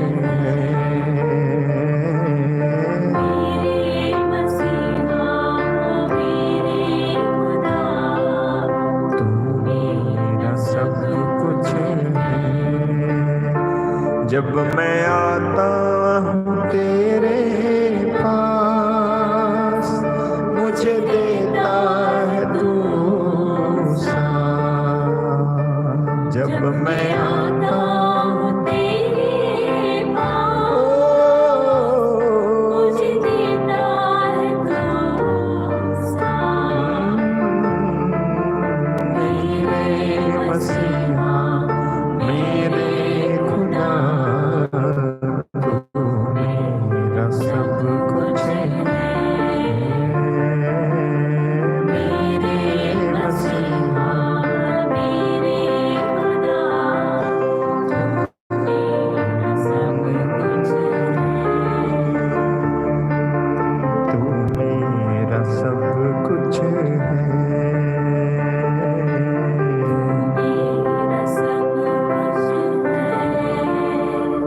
प्रेमी स्वर्गीय पिता, मैं अपने इन भाई बहनों को जो इस समय यहाँ तेरी ओर आंखें लगाए हुए, तेरी ओर मन लगाए हुए इस प्रार्थना में शामिल हैं, इनके लिए प्रार्थना करता हूँ पिता। कई परिवार टूटे पड़े हैं, कई घर टूटे पड़े हैं, कई लोगों की प्रार्थनाओं का उत्तर रुका हुआ है, नहीं आ रहा है। कई घरों में प्रभु जी आफतें हैं, मुसीबतें हैं, दुख हैं, निराशाएं हैं, आंसू बहाए जा रहा है। पति आंसू बहा रहा है तो पत्नी आंसू बहा रही है, तो बच्चे आंसू बहा रहे हैं, तो माँ बाप और सास ससुर भी आंसू बहा रहे हैं। मन बड़ा दुखी है। मैं प्रार्थना करता हूँ पिता कि तू इन पर दया कर, तू इन पर तरस खा और इनको, इनके परिवार में आई हुई आफतों से बाहर निकाल। स्पेशली प्रभु, जब एक दूसरे को प्रभु, एक दूसरे के सहारे की जरूरत थी, विश्वास की जरूरत थी, पत्नी को पति के सहारे की जरूरत थी, ध्यान रखना था, आदर करना था, इज्जत करनी थी, समझना था, तब नहीं समझ पाए। प्रभु मैं जानता हूँ कितने सारे लोग इस तरह से निवेदन करते हैं, कितने सारे लोग इस तरह से मांगते हैं प्रार्थना उनके पति के लिए, उनकी पत्नी के लिए जो दुखों में, व्यभिचार में फंस गए हैं, फंस गई हैं। प्रभु मैं प्रार्थना करता हूँ तू दया कर और इनकी प्रार्थनाओं को सुन ले, और इनके परिवार में जो एक रुकावट आ गई है, एक दुख आ गया है, एक विश्वासघात किया गया है एक दूसरे के साथ में, वो प्रभु छोड़ दें और एक दूसरे की इज्जत करना शुरू करें, एक दूसरे का ध्यान रखना शुरू करें। याद करें कि उन्होंने प्रभु तेरे सामने वादा किया अपनी पत्नी को संभालने का, पत्नी ने वादा किया अपने पति को संभालने का, और एक दूसरे के सामने जो उन्होंने किया था वादा, वो वादा तेरे आंखों में एक कवनेंट बन गया, एक विधान बन गया। और जब कोई उस विधान को तोड़ता है तो तू प्रार्थना को नहीं सुनेगा, ये तेरा वचन बताता है। प्रभु मैं प्रार्थना करता हूँ कि इस विधान के प्रति ईमानदारी सब लोगों के अंदर आ जाए, जिससे कि वो अपने पति का ध्यान रखें, अपनी पत्नी का ध्यान रखें और एक दूसरे को धोखा ना दे। तेरा वचन कहता है यदि तुम एक दूसरे को धोखा नहीं दोगे तो मैं तुम्हें इस देश में रहने दूंगा। प्रभु मैं प्रार्थना करता हूँ, तेरा वचन कहता है इब्रानी अध्याय 13 वाक्य 4 में लिखा हुआ है कि आप लोगों में दाम्पत्य जीवन आदूषित हो और व्यभिचार ना हो, क्योंकि ईश्वर व्यभिचारियों का न्याय करेगा। मैं प्रार्थना करता हूँ प्रभु कि ऐसे परिवारों में जहां पर केवल इस पाप की वजह से परिवार टूट गए और रिश्ते बड़ी दूर, रिश्तों में बहुत बड़ी बड़ी गहराइयां और खाइयां बन गई, प्रभु जी मैं प्रार्थना करता हूं ऐसे परिवारों पर दया कीजिए। पत्नी आंसू बहा रही है, दया कर उस पर प्रभु, इनकी प्रार्थना सुन ले। मैं इनके लिए प्रार्थना करता हूं, इन पर दया कर प्रभु, इन पर तरस खाइए। मैं तुझसे विनती करता हूँ प्रभु, पति आंसू बहा रहा है, दुखी है, बच्चे आंसू बहा रहे हैं, दुखी हैं प्रभु जी, परिवार में अशांति है, ये कैसा माहौल है प्रभु जी, ये कैसा दुख है प्रभु जी। शादी के बाद भी ऐसे रहे हैं जैसे कुछ हुआ ही नहीं था कभी, जैसे कुछ हुआ ही नहीं था कभी। प्रभु मैं प्रार्थना करता हूँ कि ऐसे परिवारों में जहाँ पर इस तरह का एक अंधेरा शैतान ले आया है, उसको तू दूर कर प्रभु जी। ये इस वचन के द्वारा जो इन्होंने सुना है, इनके घरों और परिवारों में रोशनी आए प्रभु जी, और शैतान के सारे काम इनके घरों से समाप्त हों, इनके जीवनों से समाप्त हों। बाइबल कहती है ईश्वर का पुत्र इसलिए प्रकट हुआ, पहले यूहन्ना का पत्र अध्याय 3 वाक्य 8 में, ईश्वर का पुत्र इसलिए प्रकट हुआ कि वो शैतान के सारे कामों को समाप्त कर दे। पिता मैं प्रार्थना करता हूँ इनके घर परिवारों से शैतान के सारे काम समाप्त हो जाएं, इनके बिजनेस में से शैतान के सारे काम समाप्त हो जाएं, इनकी फैमिली में से शैतान के सारे काम समाप्त हो जाएं, इनके जॉब में से शैतान के सारे काम समाप्त हो जाएं, इनके शरीर में से शैतान के सारे काम समाप्त हो जाएं, इनके रोजगार में से शैतान के सारे काम समाप्त हो जाएं, इनके परिवार में से शैतान के सारे काम समाप्त हो जाएं, इनके जीवनों में से प्रभु सारे शैतान के सारे काम समाप्त हो जाएं जो उसने किए हैं प्रभु। उसको पाप करने की वजह से इनकी लाइफ में, इनकी जिंदगी में प्रभु जी कदम रखने का मौका क्या मिल गया, वो तो इनको तबाह करने पर है। मैं तेरा दास होने के नाते उसकी सारी योजनाओं को इस समय तहस नहस करता हूं यीशु के लहू से, तहस नहस करता हूं यीशु के नाम से, तहस नहस करता हूं यीशु मसीह के रूह में होकर के, यीशु मसीह के आत्मा में होकर के मैं कहता हूं कि इनके जीवनों से, इनके परिवारों से, इनके व्यक्तिगत जीवनों में से, इनके प्रेयर लाइफ में से शैतान हट जाए और प्रभु इनका प्रभु जी पवित्र और शुद्ध हो जाए। मैं विनती करता हूं प्रभु, जो लोग बीमार हैं उनके लिए मैं प्रार्थना करता हूं, जो लोग प्रभु इस समय दुखी हैं, बीमार हैं, उनके लिए प्रार्थना करता हूं, आप उन्हें छुएं प्रभु जी, आप उनको स्पर्श करें इस समय। जिन्होंने प्रार्थना निवेदन किया है, जिन्होंने इस कमेंट बॉक्स में भी अपने प्रार्थना निवेदनों को लिखा है, उन सबको मैं याद करता हूं इस समय कि उन सबकी प्रार्थना तू सुन और उनकी प्रार्थना का उत्तर आए, उनके आंसुओं का उत्तर आए, उनकी गिड़गिड़ाहट का उत्तर आए, उनकी तड़प का उत्तर आए, उनके फैले हुए हाथ तुझे दिखाई दें, उनके बहते हुए आंसू आप देखो, उनके ऊपर आपका तरस, आपकी करुणा उतर आए। पिता मैं प्रार्थना करता हूं यीशु के नाम पर, इनको तू इग्नोर ना कर, इनको तू अनदेखा ना कर, ये तेरे ही तो है प्रभु। यदि तू नहीं सुनेगा तो कौन सुनेगा? बाइबल कहती है हम जाएं तो कहां जाएं, आपके ही शब्दों में तो अनंत जीवन का संदेश है। प्रभु जी मैं विनती करता हूं इनको छू ले, इनको स्पर्श कर, इनके फैले हुए हाथों को अपने हाथ में ले ले प्रभु जी। प्रभु तेरा वचन कहता है उसने अपने निजी इकलौते पुत्र को नहीं बचाया, उसने हम सबों के लिए उसे अर्पित कर दिया, तो इतना देने के बाद वो हमें सब कुछ क्यों नहीं देगा? रोमन्स चैप्टर 8 वर्स 32, रोमी 8:32 में लिखा हुआ है, उसने अपने निजी इकलौते पुत्र को नहीं बचाया, उसने हम सबों के लिए उसे अर्पित कर दिया, तो इतना देने के बाद वो हमें सब कुछ क्यों नहीं देगा? प्रभु इन पर दया कर, इन पर दया कर। मैं प्रार्थना करता हूं इन पर तरस खा प्रभु जी, जो बड़े दुखों से होकर गुजर रहा है, जो बड़े आंसू बहा बहा करके गुजर रहा है, जिसके पास इस समय कुछ भी नहीं है प्रभु, जो अपनी बेरोजगारी में रो रहा है, जो अपनी बीमारी में रो रहे हैं, जो अपने दुखों में रो रहे हैं, जो अपने मुकदमों के मध्य में रो रहे हैं, जो अपने घर में लड़ाई झगड़े की वजह से रो रहे हैं, बच्चे रो रहे हैं, माँ बाप रो रहे हैं, परिवार रो रहा है, रिश्तेदार रो रहे हैं, माँ दुखी है मेरी बेटी के साथ ऐसा क्यों हो रहा है, माँ दुखी है। एक माँ को मैं देखता हूं इस समय, माँ दुखी है कि मेरी बेटी के साथ ऐसा क्यों हो रहा है, तो पिता दुखी है, माँ दुखी है, ऐसा क्यों हो रहा है? पिता मैं प्रार्थना करता हूँ इनके आंसू पहुंचे जाएं और इनकी दुहाई तेरे पास पहुंचे। तू तो आंसुओं को देखता है और उनको कुप्पी में भरता है कि उचित समय पर तू उसका इनाम अपने बच्चों को दे सके। मैं प्रार्थना करता हूँ, मैं प्रार्थना करता हूँ प्रभु, जितने भी लोग कोविड-19 पॉजिटिव पाए गए यीशु के नाम से नेगेटिव हो जाएं, यीशु के नाम से नेगेटिव हो जाएं। जितने भी लोग कोविड-19 के पेशेंट्स हैं और जितनों ने भी मुझसे कहा था प्रार्थना करना भैया, मैं उनके लिए प्रार्थना करता हूँ पिता इस समय उन्हें छू ले और उनके कोविड-19 की जो रिपोर्ट है let it become negative in Jesus name.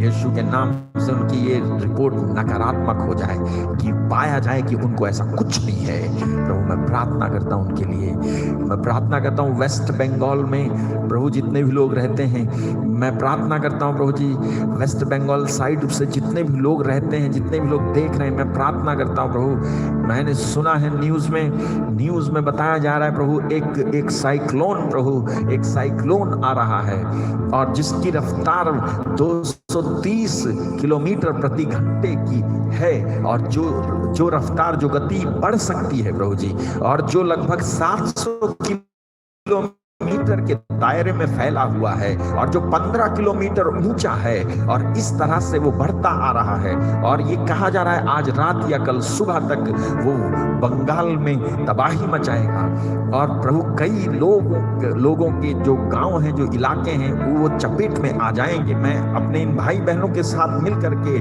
मैं इस समय एक मन हो जाता हूं और प्रार्थना करता हूं पिता, प्रार्थना से क्या नहीं हो सकता है, प्रार्थना से क्या नहीं हो सकता है, प्रार्थना से तूफान रुक सकता है, प्रार्थना से बादल बंद हो सकता है, प्रार्थना से सूरज रुक सकता है, प्रार्थना से मुर्दा जिंदा हो सकता है, प्रार्थना से हड्डियों में जान आ सकती है, प्रार्थना से प्रभु जी जीवन आ सकता है, प्रार्थना से प्रभु जी कुछ भी हो सकता है। इजरायली लोगों ने प्रार्थना की प्रभु जी, कुछ भी हुआ। तेरे दास मूसा ने प्रार्थना की, समुद्र में रास्ता बन गया था प्रभु जी। मैं प्रार्थना करता हूं यीशु मसीह के नाम से प्रभु, आपके बच्चों को बचाइए, आपके बच्चों को, संतानों को बचाइए प्रभु। जहां जहां ऐसे लोग हैं प्रभु, चाहे वो कलकत्ता में है, मिदनापुर में है या खड़गपुर में है, कहीं पर भी है प्रभु जी, मैं प्रार्थना करता हूं आप उन्हें छूइए, स्पर्श कीजिए और इस तूफान के रुख को मोड़ दीजिए और इसकी जो इंटेंसिटी है यीशु के नाम से खत्म हो जाए। इस तूफान पर मैं अधिकार लेते हुए प्रार्थना करता हूं प्रभु, इस साइक्लोन पर अधिकार लेते हुए प्रार्थना करता हूं। मैं विश्वास नहीं करता कि कौन क्या कहता है, मैं विश्वास करता हूं तेरा वचन क्या कहता है। तूने कहा अगर तू विश्वास करे और इस पहाड़ से कहे यहां से वहां सरक जा तो तेरे लिए हो जाएगा। मैं विश्वास करता हूं मेरे लिए हो गया है, मैं विश्वास करता हूं मेरे लिए हो गया है प्रभु। मैंने प्रार्थना की है और ऐसा हुआ है। यीशु मसीह के नाम में मैं मांगता हूं, यीशु मसीह के नाम में मैं इसको मांगता हूं, यीशु मसीह के नाम में मैं मांगता हूं प्रभु जी। गरीब और दुखी लोगों पर तेरी दया, विशेष दया उतर आए प्रभु जी। जिनके पास कुछ नहीं है, जो गरीब हैं, वो ऐसे तूफान की चपेट में आएंगे तो उनका क्या होगा प्रभु जी। उनके घर का सामान, उनका कितना नुकसान हो जाएगा पिता। मैं तुझसे प्रार्थना करता हूं अपनी कृपा भेजकर उनको बचा प्रभु, अपनी दया भेजकर उनको बचा प्रभु। जिनके पास कुछ नहीं है, जो बहुत गरीब है प्रभु जी, जो बहुत निराश है इस समय प्रभु जी, वैसे ही इस वायरस की वजह से बहुत निराश है प्रभु जी, बहुत टूट चुके हैं प्रभु जी। मैं प्रार्थना करता हूँ तेरी दया उन पर उतरे, तेरी दया उन पर उतरे। मैं प्रार्थना करता हूँ प्रभु तरस खाइए, मैं प्रार्थना करता हूँ प्रभु कृपा कीजिए। तेरे बच्चे इस समय भूखे हैं, तेरे बच्चों को तेरी जरूरत है प्रभु जी। तो इस समय छू प्रभु जी, तो इस समय स्पर्श कर प्रभु जी। ये साइक्लोन जैसी ही कितनी सारी बातें प्रभु जी हमारे खुद के जीवनों में है, तूफान मचा हुआ है प्रभु। छू प्रभु, एक एक भाई को छू, एक एक बहन को छू प्रभु जी। इस चैनल पर आकर अटेंड करने वाला एक भी खाली ना जाए, चाहे वो अभी इस लास्ट मिनट में ही क्यों ना आया हो। इस समय आप उसे छुए, स्पर्श करें, तेरी दया उन पर उतर है। मेरी प्रार्थना सुन प्रभु, मेरी दुहाई तेरे पास पहुंचे। धर्मी पुकारता है, परमेश्वर सुनता है। धर्मात्मा की प्रार्थना में बड़ा सामर्थ्य होता है। मैं प्रार्थना कर रहा हूं प्रभु, सुन ले। मैं तुझसे मांग रहा हूं प्रभु, तू सुन ले। तेरे इन बच्चों की रक्षा कर प्रभु जी। प्रभु तेरे बच्चों की रक्षा कर, जिन्होंने मुझसे कहा मेरे लिए प्रार्थना करना, जिन्होंने उम्मीद के साथ मैसेजेस किए प्रभु प्रार्थना के लिए, मैं उनके लिए प्रार्थना कर रहा हूं प्रभु। दया कर प्रभु, तरस खा, एक एक पर तेरी दया उतरे, एक एक चंगा हो जाए, एक एक आजाद हो जाए, एक एक भाई बहन प्रभु जी दुखी, बीमार और बेरोजगार ना रहे। मैं प्रार्थना करता हूँ यीशु मसीह के पवित्र और सामर्थ्य नाम में मैं इनको आशीष देता हूँ और विश्वास करता हूँ तूने मेरी सुन ली है प्रभु। जिनके ऊपर मुकदमा लगा हुआ है, रेनू फ्रांसिस नाथन को याद करता हूँ, जिनके ऊपर पति के ऊपर मुकदमा लगा है, दया कीजिए उन पर, दया तरस खाइए प्रभु जी। जिनको झूठे आरोप में फंसाया गया उनको बाहर निकालो प्रभु, तरस खाइए प्रभु जी। तू असंभव को संभव कर देता है प्रभु जी। मैं प्रार्थना करता हूँ तेरे प्रिय पुत्र यीशु मसीह के नाम में, जो बेड रिडन है, जो हॉस्पिटलाइज्ड हैं प्रभु जी, उनके लिए प्रार्थना करता हूँ वो जल्दी से उठें, चले फिरें और तेरी महिमा करें प्रभु जी। जिनको कैंसर है, जिनको टीबी है, जिनको ट्यूमर है, जिनको गठिया है, जिनको शुगर है, जिनको बीपी है, जिनको थायराइड है प्रभु यीशु, जिनको एलर्जी है प्रभु जी, जिनको आंखों से दिखता नहीं है, जिनको कानों से सुनाई नहीं देता है, जो अपंग है प्रभु, जो मंदबुद्धि है प्रभु जी, जिनकी रीढ़ की हड्डी में जिनको स्पॉन्डिलाइटिस है, जिनको प्रॉब्लम है, जिनको गुप्त रोग है प्रभु यीशु, जिनको बवासीर है प्रभु जी, जिनको पाइल्स है, यीशु के नाम से ठीक हो जाए। जिनको रक्त बहने की बीमारी है, यीशु के नाम से ठीक हो जाए उस समय।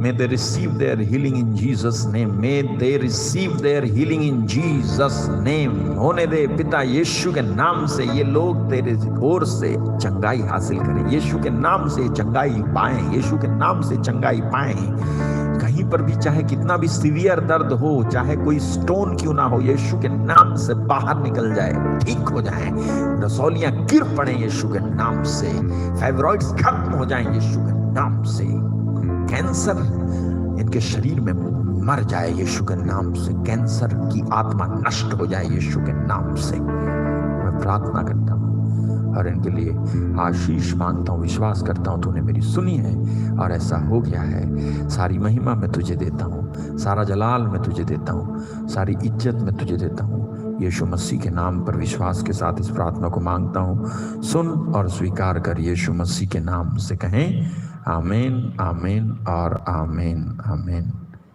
आमीन। प्रभु की स्तुति हो।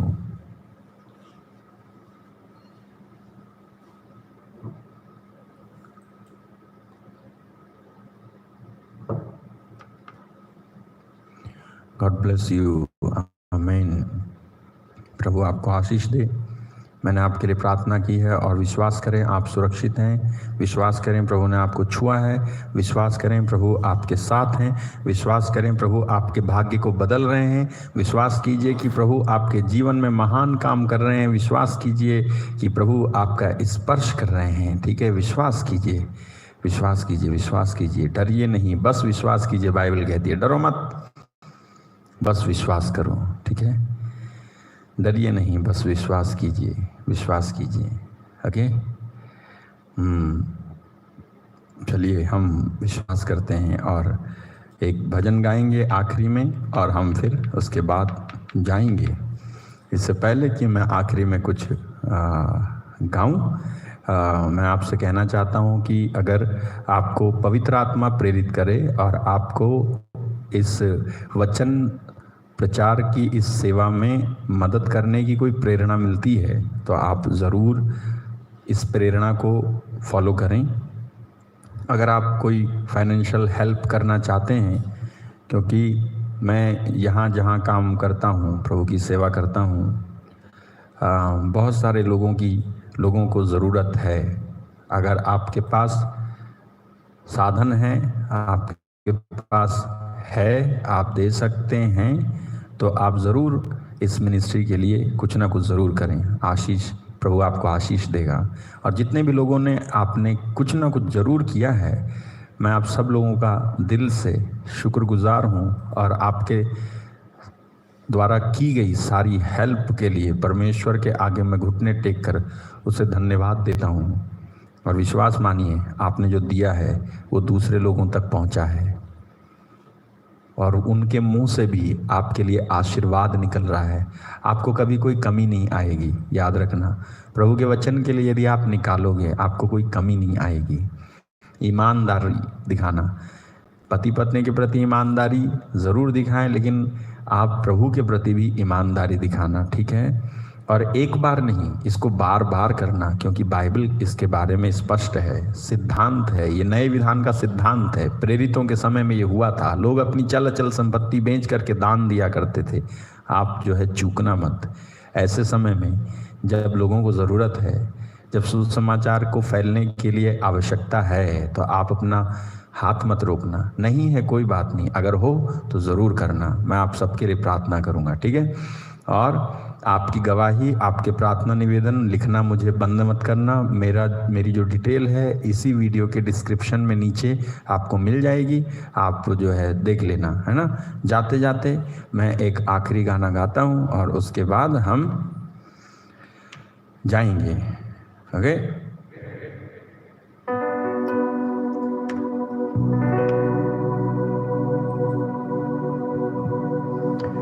वो ही पानी जो डराता था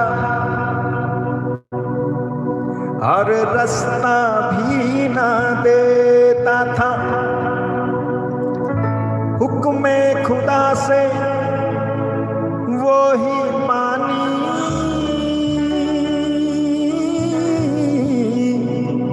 बस मुर्दा हो बैठा था।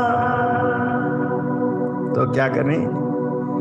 डरो मत, चुपचाप खड़े रहो, खुदा की नजात के काम देखो।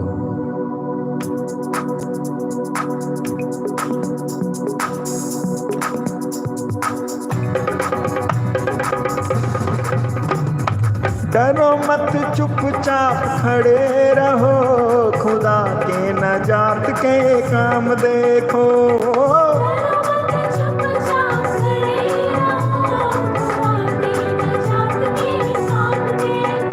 हाँ, डरो मत चुपचाप खड़े रहो, खुदा के नजात के काम देखो।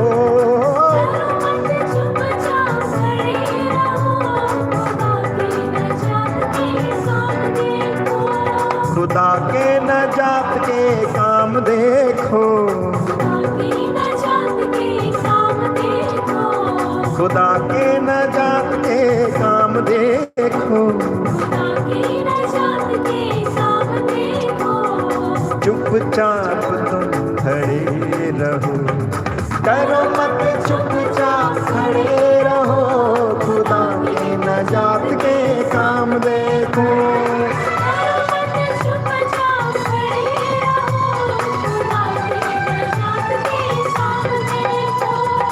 पूर्वी हवाएं जब चलती हैं, खुश्क जमीन हो जाती है। पूर्वी हवाएं जब चलती हैं, खुश्क जमीन हो जाती है। पानियों का ढेर लग जाता है, ऊंची दीवार बन जाती है। पानियों का ढेर लग जाता है, ऊंची दीवार बन जाती है। हवाएं जब चलती हैं, खुश्क जमीन हो जाती है। पानियों का ढेर लग जाता है, ऊंची दीवार बन जाती है। पानियों का ढेर लग जाता है, ऊंची दीवार बन जाती है। तो डरो मत चुपचाप खड़े रहो, खुदा के नजात के काम देखो। खुदा के नजात के काम देखो, खुदा के नजात के काम देखो।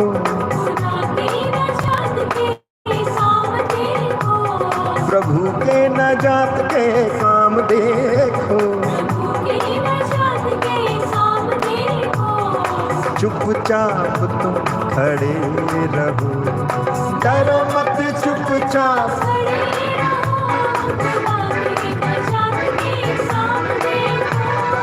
डरो मत चुपचाप खड़े रहो, खुदा के नजात के।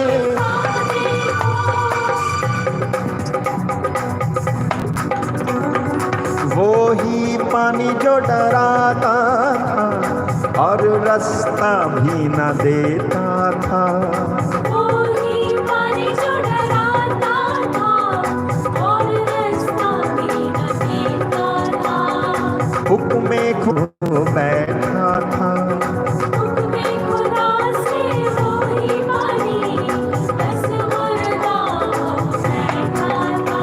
हाँ वो ही पानी जो डराता था और रास्ता भी न देता था। वो ही पानी जो डराता था और रास्ता भी न देता था।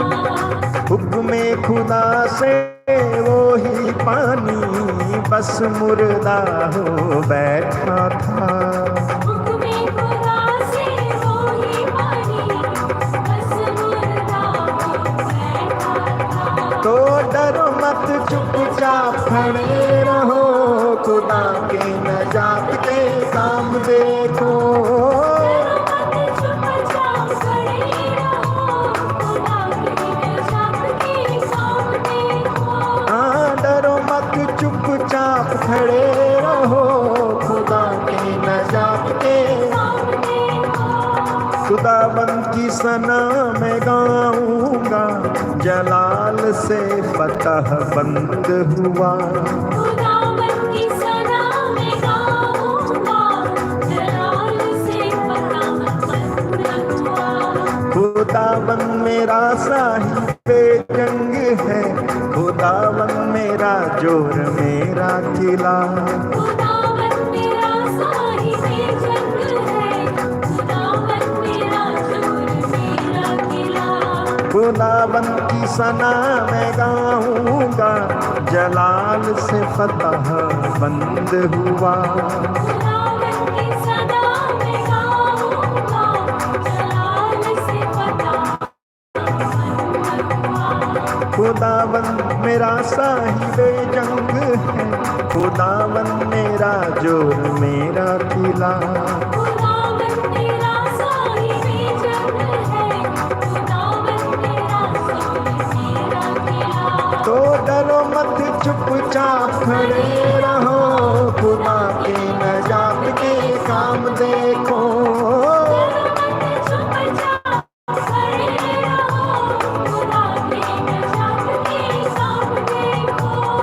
डरो मत चुपचाप खड़े रहो, खुदा के नजात के, हाँ खुदा के नजात के काम देखो, खुदा के नजात के काम देखो, खुदा के नजात के काम देखो, खुदा के नजात के।